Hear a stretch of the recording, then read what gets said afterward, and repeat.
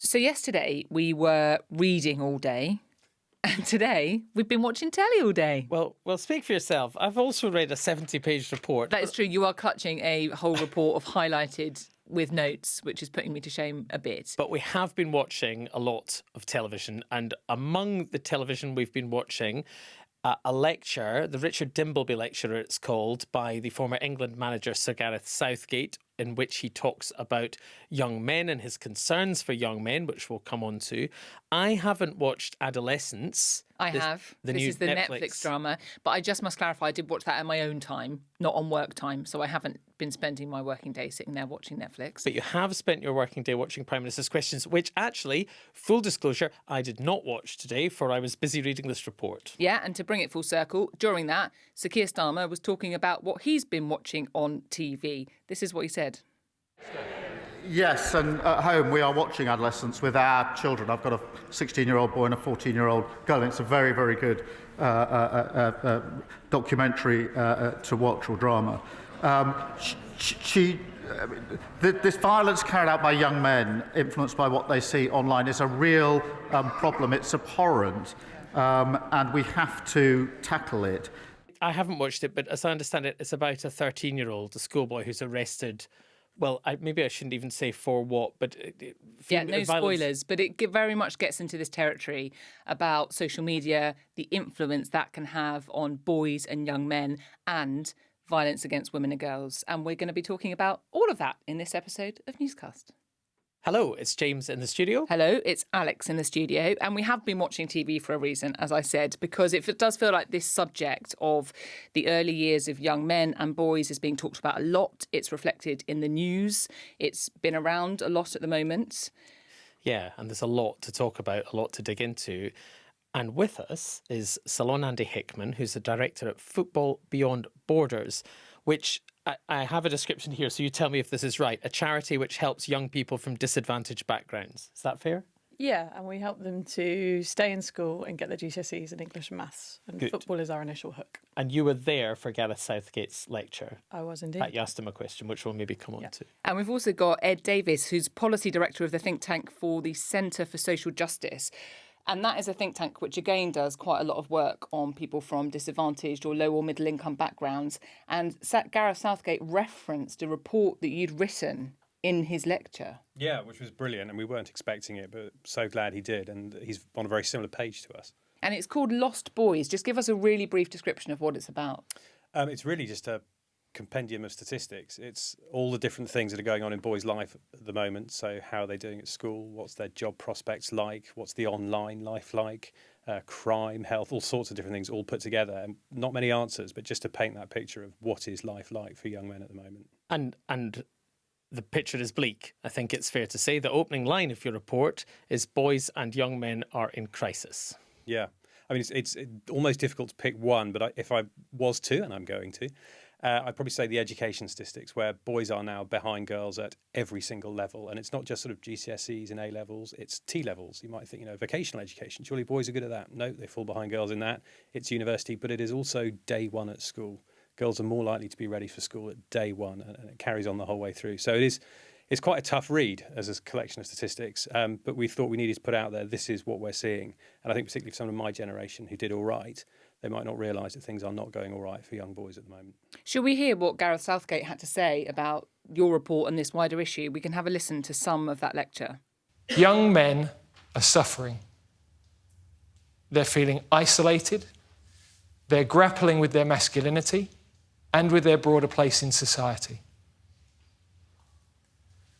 This issue was highlighted recently when the Centre for Social Justice published a report entitled Lost Boys, focused on the crisis, to use their word, facing boys and young men. It found that across most metrics of importance within society, education, employment, health, and others, young men are falling behind.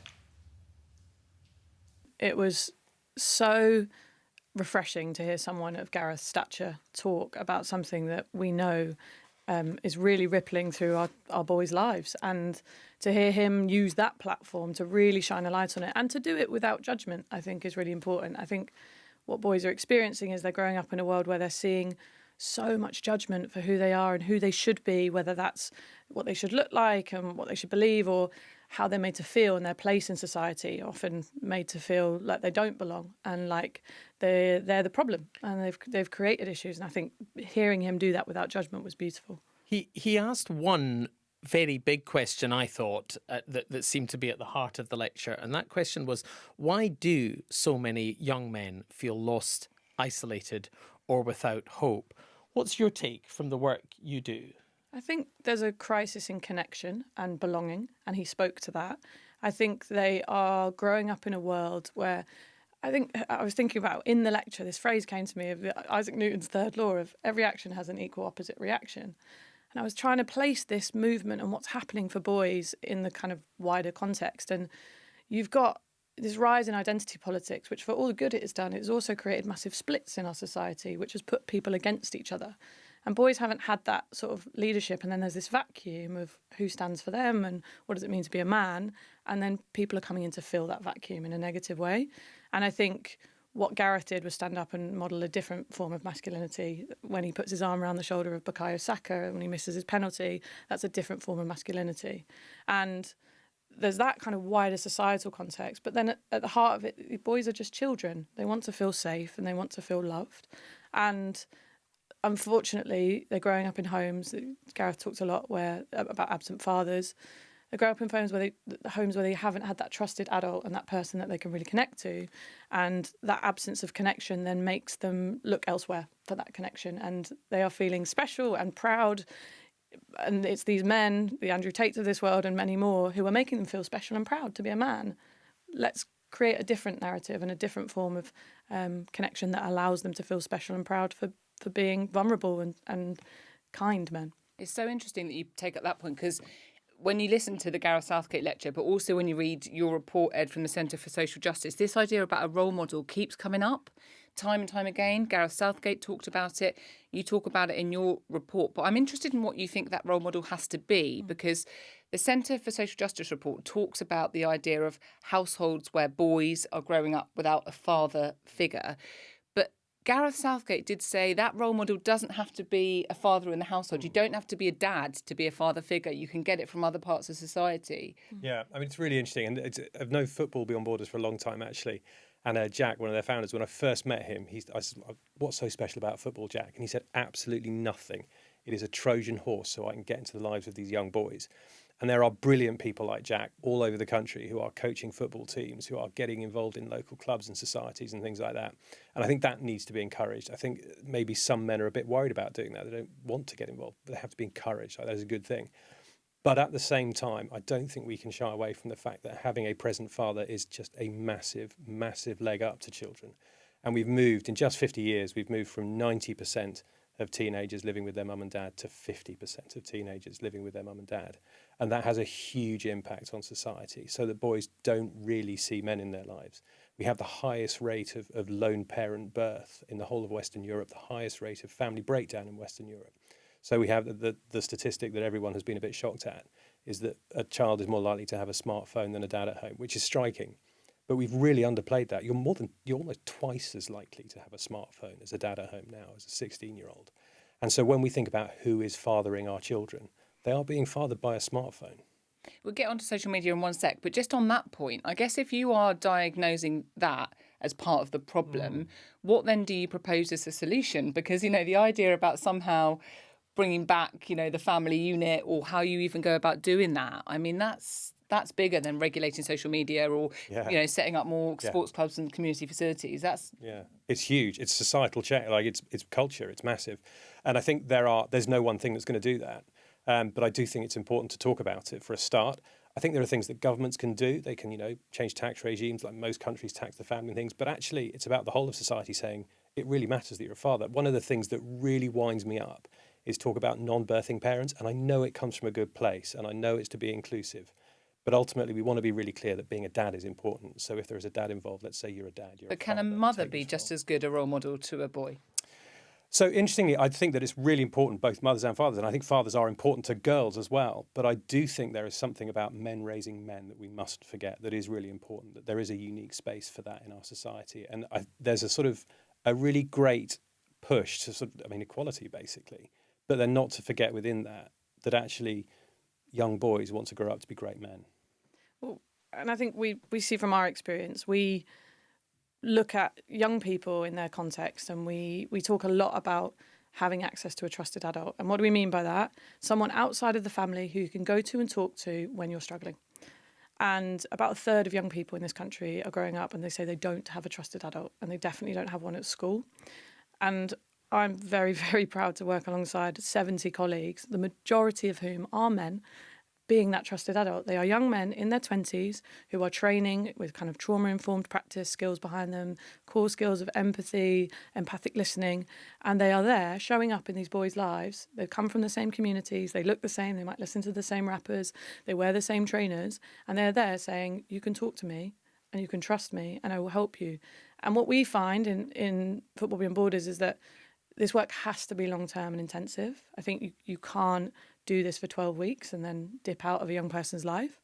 And if you do that and you are a trusted adult and you are consistent with that young person, you're there for a long time, you get the results. Our young people, our boys, there actually isn't a gender gap for our boys at GCSE. The boys who go through our programme perform as well as our girls who go through our programme. And these are kids who are on track to be kicked out of school at the beginning when we meet them. 4 years later, we're there on GCSE results day, and they are achieving. So that shows what you can do with that trusted adult, and to work through all the underlying stuff that may be presenting itself about their identity. Well, this is something that Gareth Southgate actually talked about in the lecture, and he was talking about you've obviously set out how you have managed to recreate what perhaps was more common in years gone by of some sort of community-based experience for young people in the real world.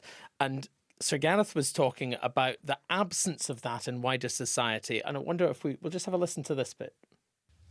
As real-world communities and mentorship declines, young men end up withdrawing, reluctant to talk or express their emotions. They spend more time online searching for direction and are falling into unhealthy alternatives like gaming, gambling, and pornography. And this void is filled by a new kind of role model who do not have the best interests at heart. These are callous, manipulative, and toxic influences whose sole drive is for their own gain. They willingly trick young men into believing that success is measured by money or dominance, never showing emotion, and that the world, including women, is against them. They are as far away as you could possibly get from the role models our young men need in their lives. Isn't that part of what's happening here is that some people are using, Andrew Tate among them, a quite powerful and simple idea that our world now is a zero-sum game, that women's success has come at men's expense. What's your take on that? Is that what is being tapped into here? So I think you're right. And I think what this cannot become, what this must not become, is a battle of rights. This is not a zero-sum game. This has to be about championing how great boys are. And the reason we're talking boys is they seem to be having some specific problems. So I spent a lot of this week talking about the welfare bill and the changes going through that. And if you look at young boys, so 16 to 24-year-olds not in education, employment or training, that's increased 40% since the COVID pandemic. Now in girls it's increased too, but only by 7%. And so there does seem to be something quite specific to boys that is going on at the moment. And I think we need to look specifically at that. And that's not to discount girls. This is not a rights thing. This is not a zero-sum game. But we do need to champion boys and say, you're great. Let's build your potential. It did strike me that Gareth Southgate in his lecture and in this report that you've written, clearly both are sort of at pains to say this isn't about, exactly as you say, pitching boys against girls. But I just wonder that if you do look at the way some of this is presented, there's a sort of danger that it might become that, that it might be like, oh, girls are doing better boys are doing worse. Yeah. Are you conscious of that? Yeah, very. And actually, it was interesting when we first launched our report a couple of weeks ago that the headline the papers went with was about the gender pay gap. So that girls have overtaken boys in the gender pay gap. Because that risks exacerbating the whole thing. And there's a part of me that's sitting there going, great, girls are earning more. And frankly, who cares? Someone's got to earn more. Does it really matter? But the thing that struck us about that was when we looked at why girls are earning more, we looked at actually it is boys declining rather than girls necessarily soaring ahead. It is that sort of, there are some really big, post-industrial manufacturing jobs have gotten some really big movement in that. That is them doing quite badly at school now. It is them starting school behind. So there are some quite specific reasons to think actually there's a problem with this group. Can we talk about social media? So we've touched upon it, but we must, right? And I think I'm right in saying I'm the only person in the room that's watched the Netflix drama Adolescence. So I promise you I'm not going to give you any spoilers, apart from the fact, and I don't think I'm giving the game away, to say that it features pretty heavily the role of social media in that.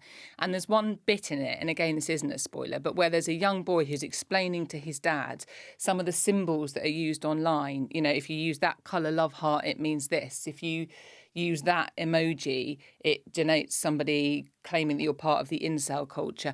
I mean, is it just the fact that there's this whole world that is existing that boys and young men and young girls are getting lost in, that they're perhaps the role models and the parents and the others just don't understand? Is that part of the danger? Absolutely. It comes back to this splintering of society, right? We have lost these spaces of intergenerational connection where people come together in the real world, and we are in these endless tunnels of the online world, and you can go wherever you want down there. I think I was at an amazing lecture by Mike Nicholson, who set up Progressive Masculinity, and he gave a lecture on Friday at the ASCL conference for school leaders, and he talked about, he put up a slide, and there was Andrew Tate's face up there, and then there were 6 other men.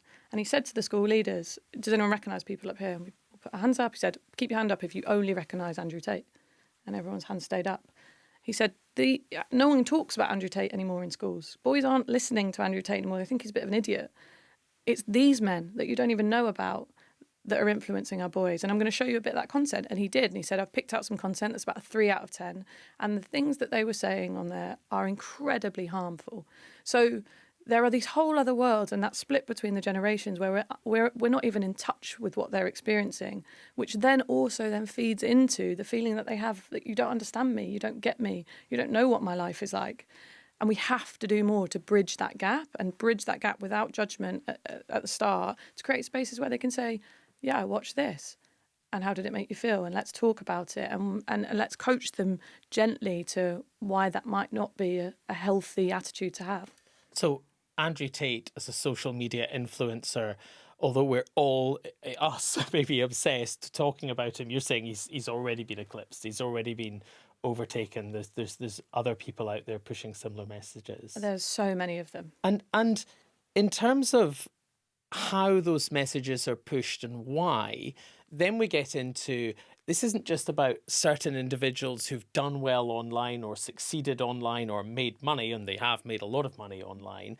This is about some giant, powerful companies, the richest companies ever to exist, whose algorithms are pushing a lot of this content towards people in a way that I think as a parent sometimes you're worried is invisible to you but incredibly visible to your children, for huge profits for those companies. And is that not something for you at a grassroots level that is very difficult to consider how you can compete against, because there's so much power and money there? Absolutely. I think Mike also mentioned this Observer journalist who looked at, he created a TikTok account, and all he did was put in that I am a 15-year-old boy. And within 3 videos, he had an Andrew Tate video. So even if you don't want to look for it, just by basis on your demographics, the algorithm is pushing you there. And who's in control of the algorithm? Who has the power to change that? The people who want Elon Musk, right? And the people that want this agenda anyway. So how do you counter that? You have to make the real world connecting spaces that Gareth talked about in his lecture.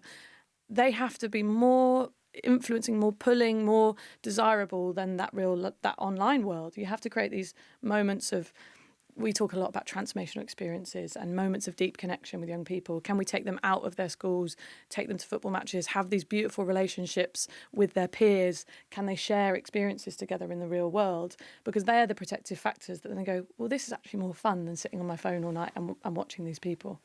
So I think there is really an element for government here as well. There are online safety bills. There are conversations happening around social media, and we wouldn't give a teenager a car to run into people at the age of 13. We wouldn't let them have a bottle of vodka or smoke cigarettes, but we are putting some of the most toxic content imaginable in their pockets every day. Including pornography. Including hardcore pornography from quite a young age now. Children are seeing this. And, you've only got to go back 20 years and you had to go to the bottom of a basement in Soho to see anything even remotely like this. And now we are putting it in the pocket of every child in the country. And we need to get a lot stronger on that as a country and a government. But then there is the flip side as well, exactly as you're saying, like, let's create belonging elsewhere as well. Like, they're going on here because they don't feel like they belong anywhere else. Let's build that in their lives elsewhere. So we've got the Online Safety Act, which actually has come into effect, I think, this week. That is Yeah. now going to start to be regulated by Ofcom. Lots of question marks around that. Really massive bit of legislation that took ages to get through Parliament. But on social media, I'm just wondering how much you think social media is a symptom and how much you think it is a cause. Because actually, there are other things that you've cited, that the Centre for Social Justice has cited, that you've cited, Ceylon, about, society and that need to kind of step up. Like, how much of this was a long-term trend that was happening anyway when you look at changes in employment, wider societal changes? How much of this is social media driving, and what are the solutions to that? So I do love the way that Ceylon talks about belonging. And actually, when we first did our gangs work at the CSJ 20 years ago, it was called Dying to Belong. And what we saw then was these young boys being drawn into gangs because that's where they belonged. And I think what we're seeing now is the same thing, but we're seeing it online. We're seeing boys drawn to these people online. And fundamentally, it's about, where do they belong? Where am I loved? Who cares for me? Who's looking out for me? And if I'm not seeing that at home or at school or at my local football club, where am I going to go looking for it? And as you say, that's changed massively over 50 years. It's changed within our families. It's changed within communities, society, that we don't join things. We don't join labour unions. We don't go to church. There are things well beyond families. And as we have lost those role models and we've lost that belonging, boys are just looking for it elsewhere. And I would add to that as well. I think it's really hard. I think there is an absence of a national narrative of what it means to belong in Britain.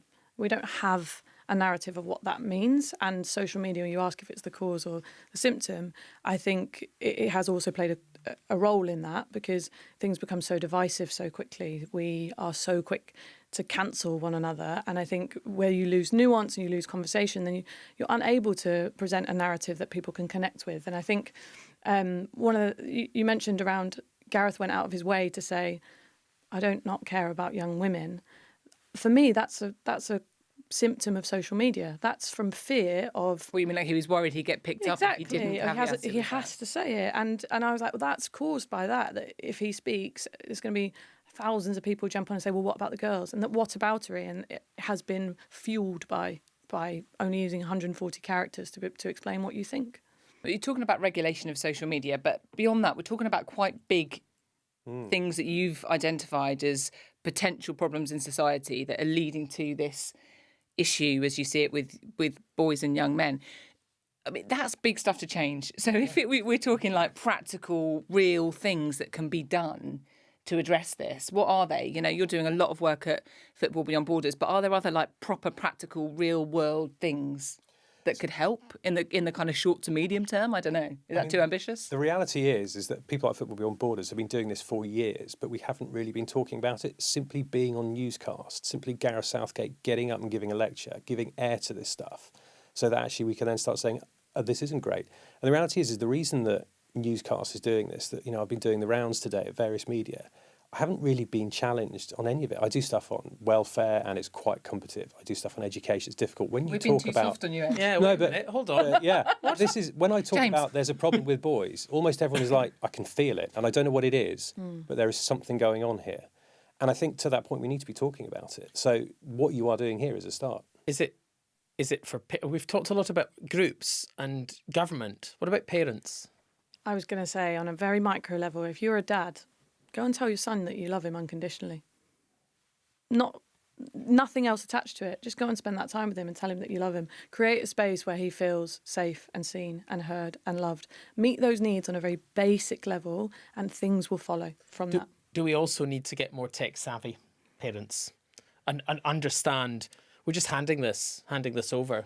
But has there not always been, to play devil's advocate on that, and I'm not a parent, I declare, but hasn't there always been a bit of a generational gap? Like, isn't there always something that, there were things that I talked about with my sisters when I was in my teens that my mum never would have really understood, like cultural references or that kind of language of youth. I guess it might just be harder now because that world is shut off online in a way that perhaps it wasn't before. I definitely think one of the things I always sort of second guess myself is, am I basically being rock and roll is the devil's music? Yeah. So am I a bit like that? Honestly, I think about that quite a lot as well. And I think it's important to ask that question, like, am I being the parent here who's always going to say this is rubbish?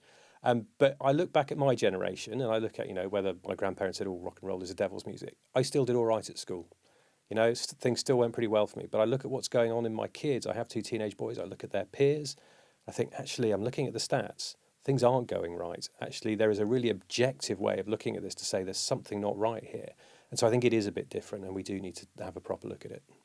I sit here as just under 30 years old and I feel very disconnected from what is going on a 13, 14-year-old's phone.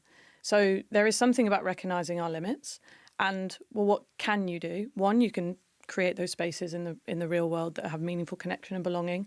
You can bring in trusted adults that have the skills to work with these young people.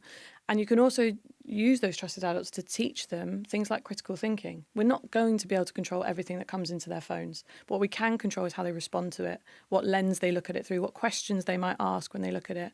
So you can do that. And you can also, where you have power and influence and access to content creation and getting into these lives, how do you pull the levers that are most attractive to that audience? So who do you go to? Who are the influencers? Who are the musicians? Who are the footballers that these kids will listen to?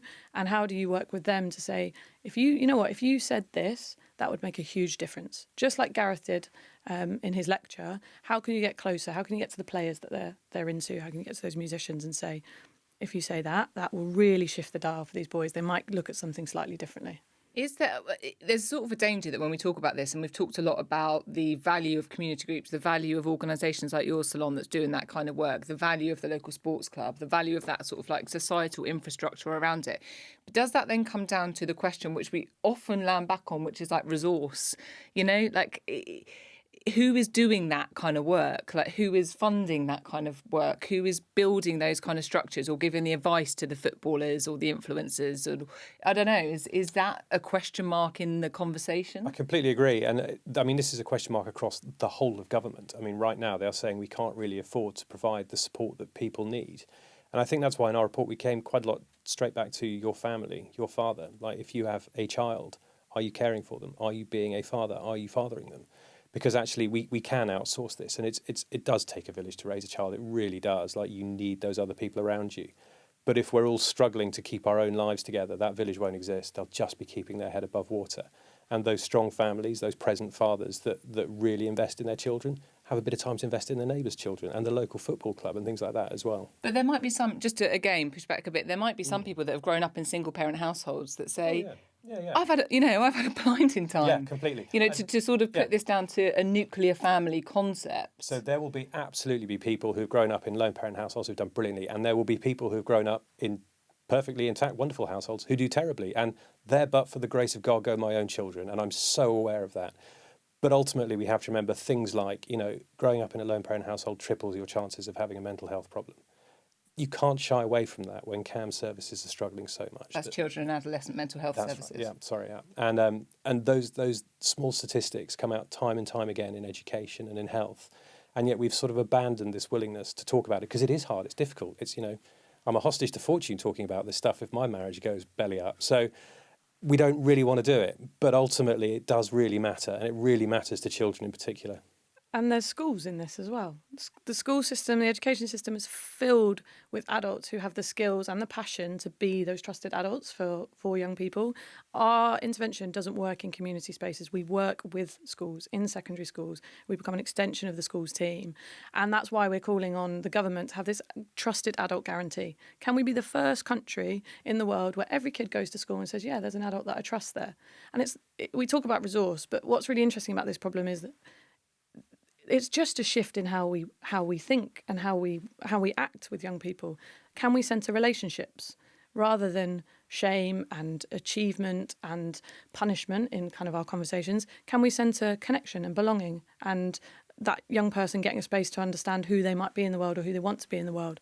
And those little tweaks and giving people the skills and the tools to be able to do that in school settings, the adults who work around them every single day, where they spend the majority of their time, if they're creating those environments for those young people, then we will start to see a shift in it. So yes, resource will always be an issue. I'm a charity fundraiser. I can empathise with that massively. But there are little things that you can do in the system that if we start shifting the mental model of the system, rather than being about grades and performance, and we start talking about belonging as well and relationships as well as those things, then we can see real changes. Well, I tell you what, I feel more optimistic now at the end of this conversation. It's not for Alex or I to say whether we think your solutions are right or indeed they might not even necessarily agree at all points. But at least there are lots of ideas here, lots of solutions, lots of potential for how we can tackle these challenges. So that is, I think, a positive thing. And if you want to watch the Gareth Southgate lecture, it's on the BBC iPlayer, so you can see it all on there. And I won't tell you anything more about adolescence, just in case you want to watch that as well. Thank you so much for your time, Ed, Ceylon. Thank you for being here. Thanks for having me.